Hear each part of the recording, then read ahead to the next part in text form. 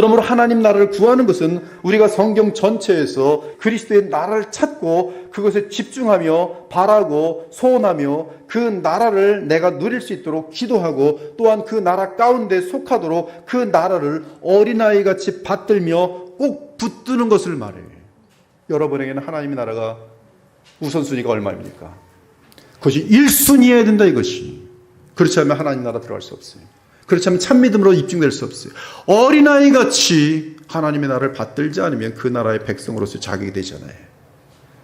오늘 이 기도는 예수께서 우리에게 책임을 부여해 주시는데 무엇보다 먼저 하나님의 나라를 구하라는 것이, 또한 하나님 나라의 개념에서 가장 중요한 것이 주 예수 그리스도의 통치권 즉 왕권이니 그리스도와 하나님을 왕으로 모시고 그분들의 명령과 지시와 계명과 율례를 철저하게 따르고 순종하는 것이 나라가 임하시오며라고 기도하는 신자들의 의무인 것이, 또한 이 기도를 드릴 때 우리는 일단 사람들이 거듭나야 주의 통치를 받을 수 있다는 것을 확인하였기 때문에 죽은 영혼들이 복음이 전파될 때 살아나도록 성령의 주권적인 역사를 기도해야 되는 것이, 거듭나지 않으면 하나님의 나라가 그 사람에게 임할 수가 없어요.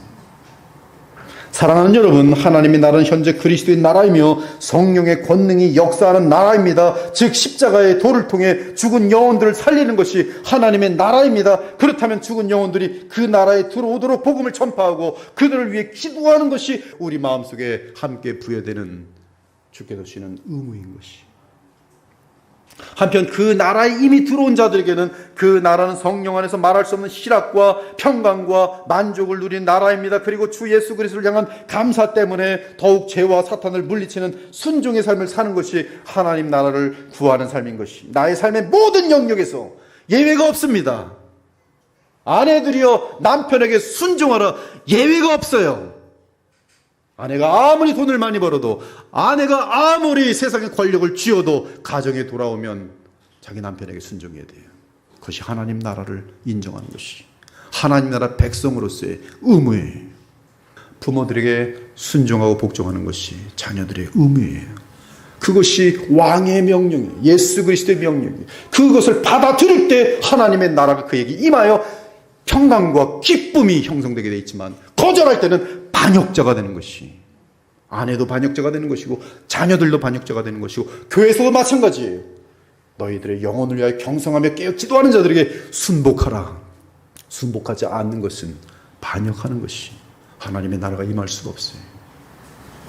나의 삶의 모든 영역에서 그리스도의 통치가 임하도록 순종하고 말씀과 기도로 더욱 그리스도와 연합하여 사는 것이 하나님의 나라를 구하는 것입니다. 나라가 임하시오며의 기도의 의미인 것이.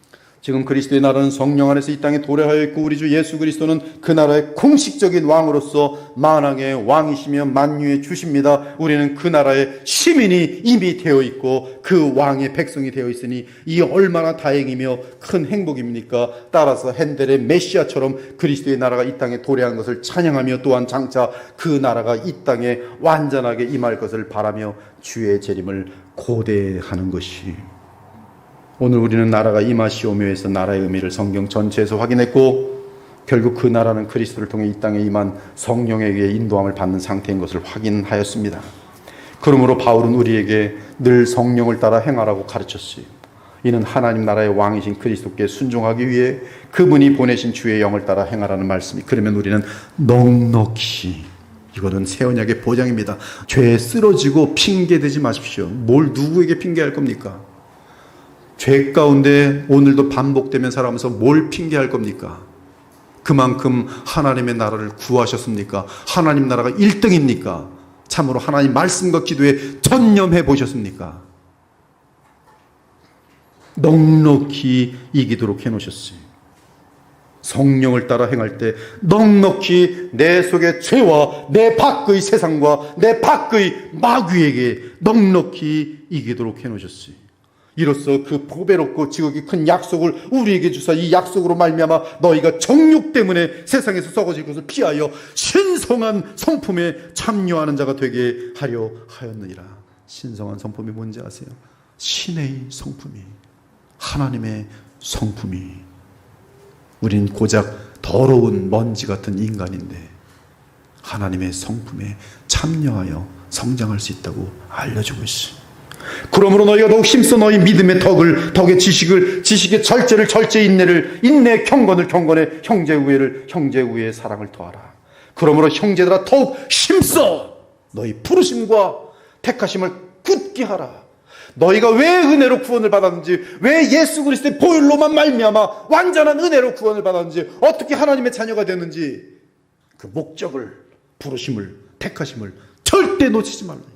하나님의 나라가 너희 안에 들어와 있고 너희가 이미 하나님 나라의 백성이 되었으니 왕의 다스림에 반역하지 말라는 말씀.